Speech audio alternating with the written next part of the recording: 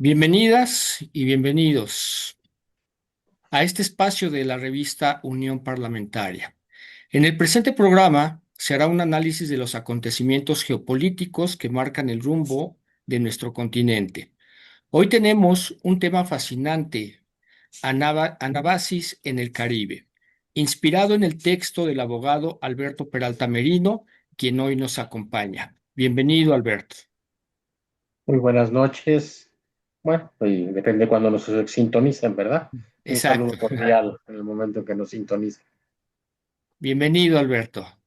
También está con nosotros Héctor Tenorio, analista internacional, quien cuenta con una larga trayectoria. Gracias a ambos por estar aquí. Bienvenido, Héctor. Muchas gracias, Gonzalo. Muchas gracias, Alberto. Eh, es un honor. Bienvenidos. Pues bienvenido, Alberto. Tu texto parte del epíteto homérico Ajax el Intrépido y lo conectas con la operación Ajax de 1953 en Irán, para, por lo cual tú lo conectas con un personaje homérico, con uno de los episodios más emblemáticos de la intervención encubierta de la CIA. ¿Qué buscabas destacar con este paralelismo? No, es así se llama Operación Ajax. Así le puso Kenneth Roosevelt a la descripción de las operaciones que hizo la CIA en Irán en 1953 para el derrocamiento del primer ministro Mossadeq, o Mossadegh, no sé cómo se pronuncia la verdad.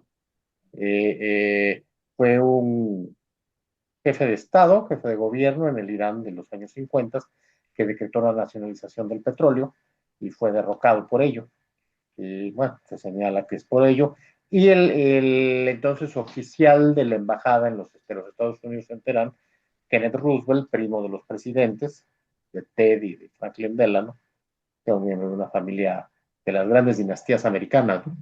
Hizo la descripción del evento, la descripción de las operación en marcha y le puso así Operación Ajax, o Ajax se pronuncia, y es un personaje de la Ilíada, Ajax. Ajax el intrépido, dice Homero. Es la forma, el epíteto con el que se le conoce. Y se convirtió esa descripción en un manual de operaciones prácticamente. Fue un manual de operaciones clave en Guatemala al año siguiente para el derrocamiento de Jacobo Arbenz, un episodio que ya no se recuerda y que es clave en la historia de México. Nadie lo recuerda en México, pero para nosotros fue clave. Eh, por ahí estaban algunos tíos de la presidenta de la República, ¿no? Precisamente en Chiapas viendo alguna relación con eso. Se implementó con Salvador Allende y fracasó en Cuba por la intervención de Bahía de Cochinos. La Brigada 50, yo le puse en mi texto Brigada 51, ¿verdad? Es la Brigada 54, así se llamó, a la Ok. Brigada de los cubanos entrenados en campos de Guatemala, la Guatemala posterior al derrocamiento de Arbenz, realizan la invasión a la Bahía de Cochino y son repelidos por las tropas oficiales cubanas. El general Lázaro Cárdenas viajó en la ocasión a La Habana para incorporarse a las tropas de resistencia. Hubo una célebre entrevista de Jacobo Zabludovsky, que ya casi nadie recuerda. Ni modo, fue Zabludovsky, no le hizo Ciro Gómez Leiva, yo no tengo la culpa. Es Ignacio Taibo II, la hizo Zabludovsky. Y en esa ocasión fracasó. En el caso de Guatemala fue marcado, porque además lo narra muy bien Mario Vargas Llosa, los oficiales del presidente Arbenz dicen, no, nosotros resistimos fácil la invasión de tropas rebeldes, mercenarias o rebeldes, como se les quiera decir, procedentes de Honduras, tenían el respaldo el gobierno dominicano, de Leónidas Trujillo, lo resistimos sin mayor problema, pero la amenaza de la invasión americana, la tropa, el ejército no lo va a sostener. Fue lo que forzó la renuncia de Arbenz, eh, invasión que se anunciaba tan solo, nunca se concretó. Quizás por eso fue que años después en Cuba pues, tampoco se concretó el respaldo de la aviación a la operación de la Brigada 54, ¿no? Bastó el anuncio radiofónico, el anuncio de medios de comunicación, y estamos hablando de una época en donde la famosa guerra informativa pues ya era muy fuerte, pero no se compara a la que se vive actualmente con redes. Bastó Exacto. el anuncio para que se desmantelara el gobierno de Jacobo. Pero bueno, en el caso de la situación en Venezuela no se ha dado tal, el ejército está unido y parece ser que el canciller Iván Gil pues tuvo un despliegue de actividades y de relaciones muy interesantes con Rusia y China. No sé si vaya a haber una ofensiva. El día de antier, el presidente Trump había anunciado un diálogo. Hoy no, hoy parece que la tensión se revierte. No sé si esto es un estilo estire y afloje, no sé, no queda claro.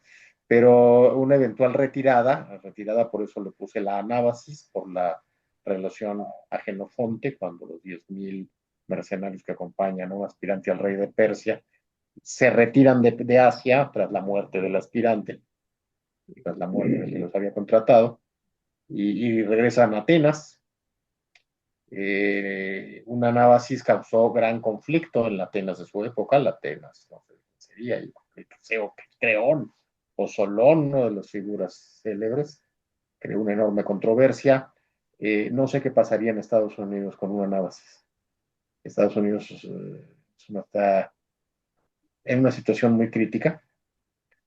Eh, Hay que recordar una cosa, esto ya pasó en la historia, dice que si uno quiere ideas nuevas, hay que ver libros viejos, eso decía San Agustín. Ujú. Eh, Cuando los Estados Unidos pierden la guerra de Vietnam, hay una recomposición terrible. Se recomponen precisamente con el golpe de Estado en Chile y con la implementación de lo que se llamó la política del consenso de Washington, del economista llamado John Williamson. Estaban al borde de una guerra civil, de hecho el presidente Nixon tuvo que ser destituido, bueno, renunció para no ser producto de un impeachment en virtud de la defensa de la institución presidencial. Eran políticos que tenían un alto sentido de lo que era el Estado, con lo que se quiera decir de ellos. Quizás está queriendo recomponerse en una situación actual con Trump. El problema es que una retirada de 10.000 hombres como la de Genofonte creo que causaría un enorme problema actualmente en Estados Unidos. Eh, no es descartable, no es de descartarse un crack financiero, un crack bursátil.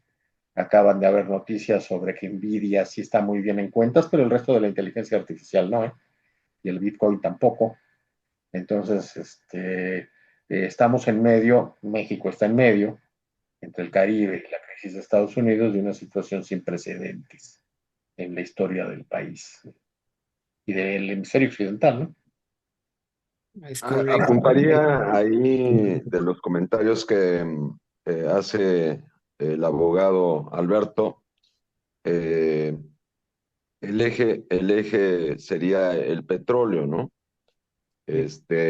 A partir del día de ayer, con la suspensión de 6 aerolíneas internacionales que no van a volar sobre el cielo de Caracas, se desató una serie de rumores que Reuters recogió, y el Canal 11 hoy también recoge, de una posible ofensiva en las próximas 12 horas, ¿no?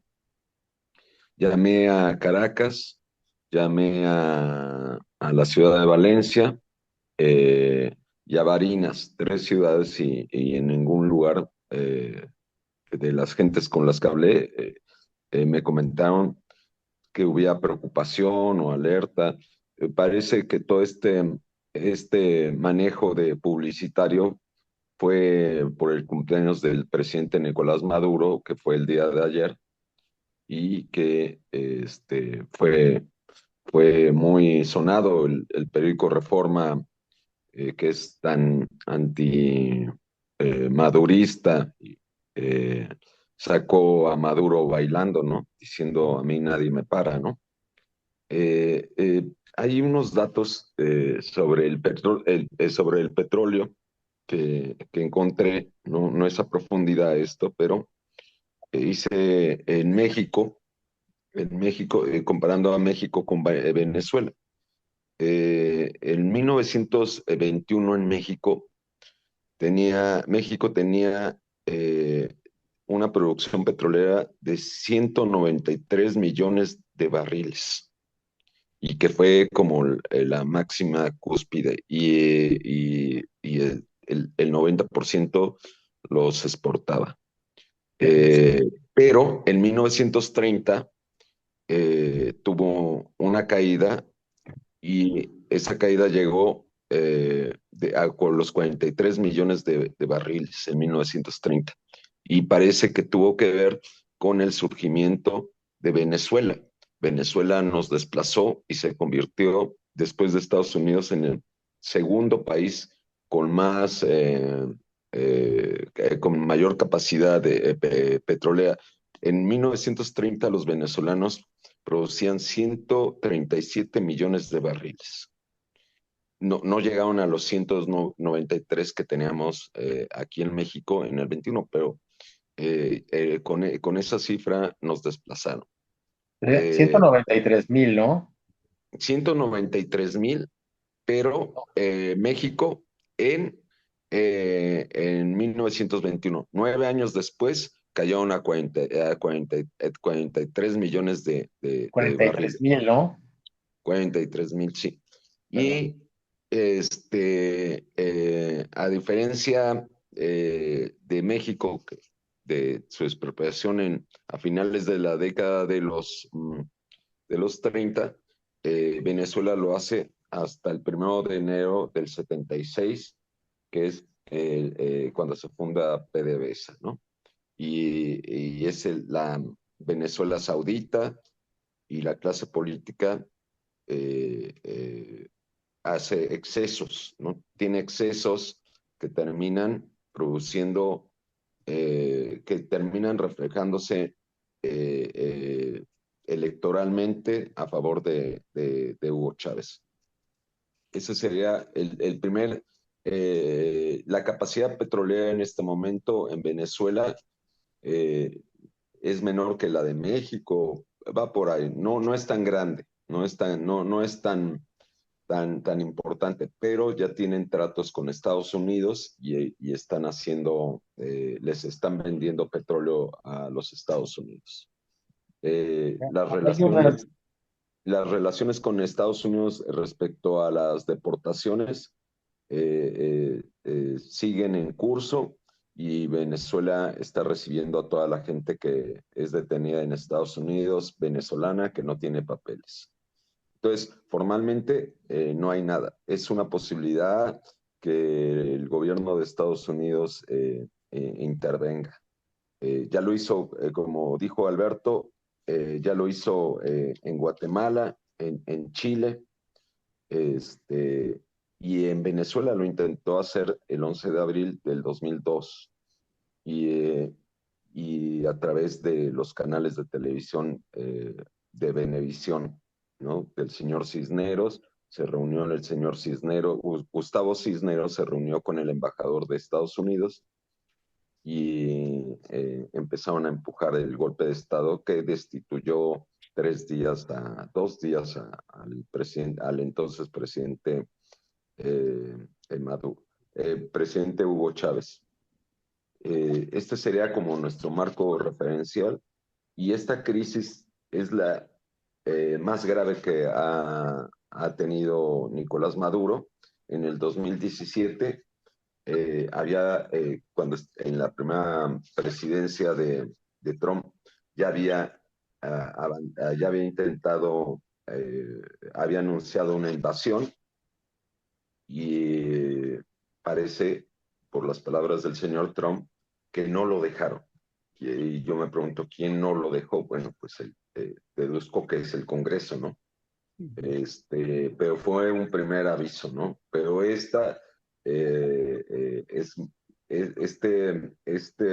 avance militar que tiene, además va a mandar aviones, anunció que iba a mandar aviones, entonces, bueno, no podemos descartar lo que vaya a pasar. Creo que está barajeando sus posibilidades, pero creo que sería muy costoso para Estados Unidos, ¿no?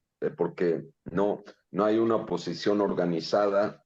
María Corina no ha logrado se ha desdibujado al interior de Venezuela. Y entonces la idea era que la invasión de Estados Unidos fuera acompañada con el descontento dentro de Venezuela para que se conformara un nuevo gobierno. Y el peligro de que se dividieran las Fuerzas Armadas venezolanas serían algunos que se fueran con los Estados Unidos y otros que se fueran con su propio proyecto, y entonces estaríamos hablando de una guerra civil.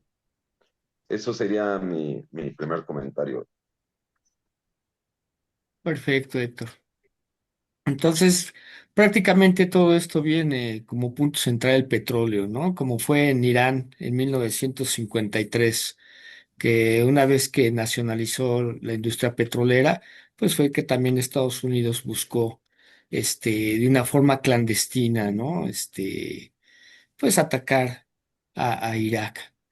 Entonces, de acuerdo a la descripción de Roosevelt, para ti, Alberto, es como un manual que ha replicado en otros países, ¿no? ¿Cómo fue que ese manual se trasladó prácticamente intacto a Guatemala en 1954 y décadas después inspiró mecanismos que desembocaron en la caída de Allende en Chile? Bueno, con el caso de Chile hay una ligera diferencia que se asimilaría más al 11 de abril, o de hecho fue el 8, 8 de abril de 2002, me acuerdo, porque además coincidió con la muerte de María Félix, ¿no? Ujú. Doña Bárbara, con la doña. Sí. El 8 de, que no hubo despliegue de tropas, cosa que sí hubo en el caso de Guatemala y en el caso de Cuba, y en este caso actual. Esa sería una gran diferencia, que hubo un enorme, que el actual, de enorme despliegue de tropas en el Caribe. Por lo tanto, también una retirada, una anábasis, tendría un costo político terrible para la administración Trump, que no atraviesa por sus mejores momentos. Se oigo mucho el análisis de que si es Trump contra Soros y que por qué hay que irle a uno y no a otro. Sí, la lucha de élite está planteada así. El problema es que estamos empezando a ver una insurgencia social. Y ahí sí esas élites, pues es el problema de las élites. En Estados Unidos y en el mundo, ¿no? Estamos empezando a ver una insurrección. ¿Y cómo fue que se convirtió en un manual? Es que eso es el problema, que se convirtió en un manual demasiado dogmático, que si se sigue una receta y pues no es mole, ¿verdad? Y son enchiladas en la receta, pues no, por eso fracasó en Cuba.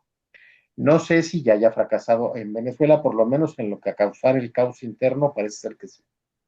Que sí fue ya un fracaso esta operación Ajax, porque es el clásico, una reproducción total de la llamada operación Ajax, ¿no? Del manual de la operación Ajax. Quisiera hacer tan solo una breve análisis, una breve acotación, y que hubo un precedente a la nacionalización de Carlos Andrés Pérez en el 76, que fue el general Medina Angarita en los años 40.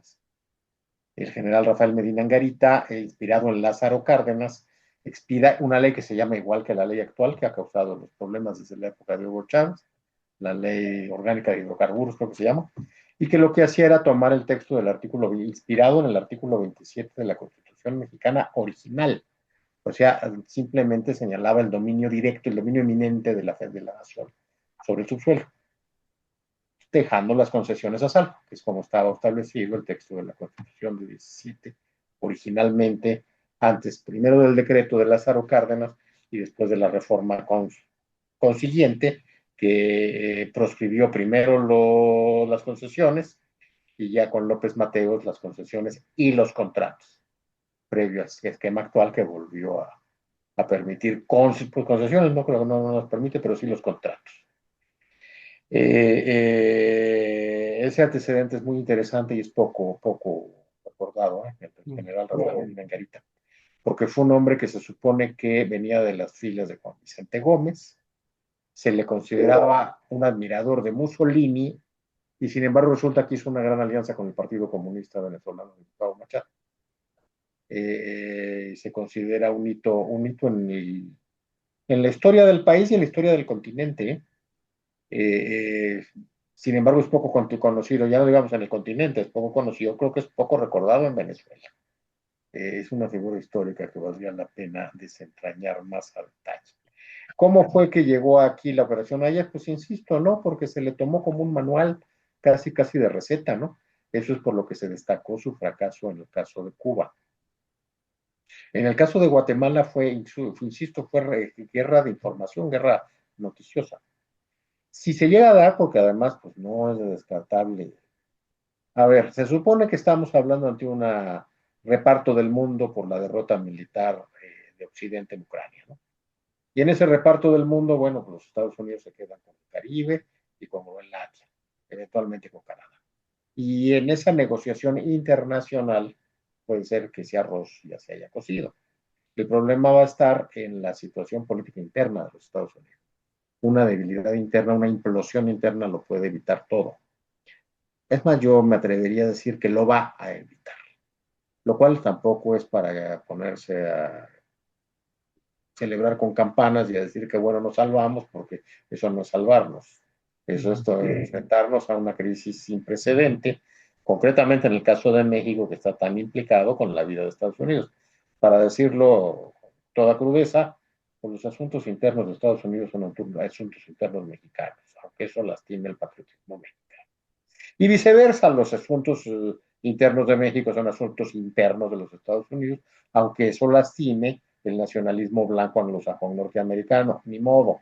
No sé, al margen de las sensibilidades heridas, esa es la realidad hoy por hoy.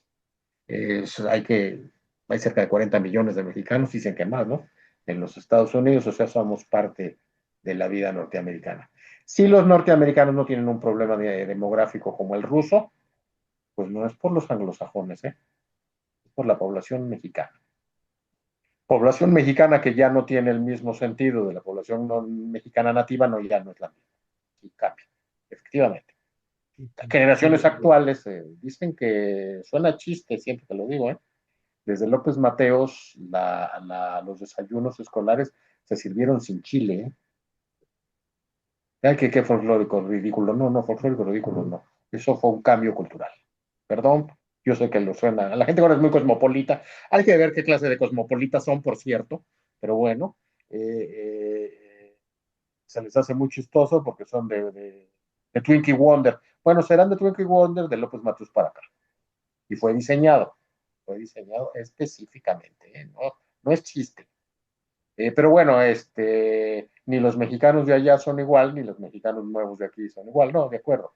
Pero no deja de herir la sensibilidad del patriotismo mexicano, decir que los asuntos de México son asuntos mexicanos de Estados Unidos, ni deja de lastimar a élite como la que representa, o no élite, a la Norteamérica profunda, blanca, anglosajona y protestante que representa a Fox sí, ya tenemos mil lapsos, Trump, decir lo contrario, que los asuntos de México son asuntos internos de Estados Unidos. Entonces, evidentemente, inminente crack, perdón que lo diga tan fatalistamente, pero creo que es inevitable, cualquiera que haya estudiado a Marx, el capital hay que volverlo a estudiar y hay que volverlo a estudiar a fondo. Y perdón, pero las luchas de élite pues le interesan a las élites, ¿no? A mí me tiene mucho cuidado si es mejor Trump que Soros o viceversa. Hay que estudiarlos y hay que tenerlos en el radar y hay que tenerlos presentes y analizarlos, pero el problema social es mucho más de fondo. Entonces, una eventual retirada en el Caribe puede ser demoledora. Puede ser demoledora. Los que estudian la historia clásica, la antigüedad clásica, señalan algo muy interesante, que las grandes invasiones que venían de los nórdicos, de los bárbaros, fue lo que causó la caída del Imperio Romano y eso es el equivalente a lo que en nuestros días habría sido una revolución. Bueno, el gran poderío norteamericano, que es sin precedente en la historia, es una de las grandes hazañas de la civilización humana. Si alguien me dice que si yo soy pro norteamericano, sí. Claro, mi Norteamérica es la de Roosevelt y es la del cine rojo, del cine negro, del Hollywood rojo. O sea, una Norteamérica que desapareció hace muchos años. Pero bueno, una civilización así puede entrar en un colapso, no puede entrar, entrará ya, está ya en un colapso. Yo creo que muy difícilmente revertible. Perfecto. Bueno, Bueno, adelante, Héctor. dime, bueno, ahí para contribuir a lo que dice el maestro Alberto, eh, el presidente Maduro ya rechazó una invasión que fue un intento de Bahía de Cochinos y salió peor que Bahía de Cochinos, ¿no? De acuerdo. Los detuvieron incluso quedaron presos dos soldados, ex soldados de Estados Unidos, y bueno, se negoció para que los soltaran, ¿no? Fue muy mal planeado. El otro punto que toca Alberto con Tino es lo de Ucrania. En la administración de Biden, cuando estalla el conflicto en Ucrania, eh, los equilibrios cambian. Y entonces ve Estados Unidos la necesidad de firmar un acuerdo con el gobierno de Maduro, que fue ratificado por Trump y que ahora en la antesala de la paz de la guerra de Ucrania y Rusia, podría volverse a mover todo este tablero, ¿no? Ayer leía respecto a que en Ucrania no estaban muy conformes con el proyecto de paz que habían mandado, que había enviado Trump, que porque no era, estaba en juego su dignidad. Entonces, habrá que ver cómo termina este conflicto. Los ucranianos sentían que Estados Unidos eh, est- eh, estaban favoreciendo a los rusos, ¿o no? Entonces, ellos estaban decidiendo, van a decidir si se quedan con su dignidad y pierden un aliado muy importante. Entonces, pero por ahí pasa también la situación de Venezuela, ¿no? Si intentan hacerlo o no, y si es un proyecto, si ya lo dije, podría ser un conflicto eh, que podría prolongarse demasiado tiempo, y eso no es bueno para el negocio del petróleo, ¿no? Es correcto. Pues se nos acaba el tiempo, amigos, se nos acaba el Mira, tiempo y todavía faltaron varios puntos por tocar. Yo creo que vamos a tener que dejar una segunda parte para que también nuestro auditorio esté con el suspenso, ¿no? De cómo concluimos esta entrevista, ¿sí? yo quisiera Por- señalar tres De escenarios acuerdo. posibles, no sé si haya tiempo. Porque uno, bueno, uno es eventualmente la nada, si la retirada es terrible para Estados Unidos. Y otro, pues es que interviniera y se hiciera un mare magnum y se empantanara. Otro es que no, que interviniera y tomara el control y hubiera un gobierno impuesto. En este tercero, pues miren nada más a lo que pasaría. No regresaríamos a la época anterior a Chávez, no regresaríamos a la época anterior a la revolución sandinista ni a la revolución cubana. Regresaríamos a la época anterior a la revolución de octubre en Guatemala, a Jorge Ubico y en la Dominicana a Rafael Trujillo. ¿Eh? Eso se puede con las debilidades internas actuales de Estados Unidos, habría que plantearlo. Bueno, pues fue un gusto, Muchas Alberto, gracias. Héctor, y pues dejamos una segunda parte porque sí nos faltaron algunos puntos para concluir esta entrevista tan amena con el abogado Alberto y con Héctor Tenorio. Muchas Gracias. gracias y nos vemos en la siguiente entrevista. Hasta luego. Hasta Hasta luego. luego.